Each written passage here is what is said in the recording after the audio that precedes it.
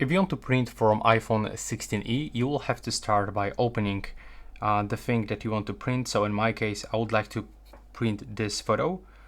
And right now you will have to go into this icon of your document or photo, for example. Now you will have to go into print, so it will be located right here. And right now you have to select printer from the top, but before you start, you can also select copies and paper size.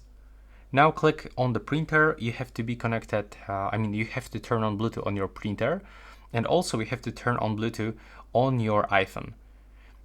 Sometimes some printers also support Wi-Fi connection, so you have to also be sure that you are connected, that you turn on Wi-Fi and you are also connected into the hotspot of your printer.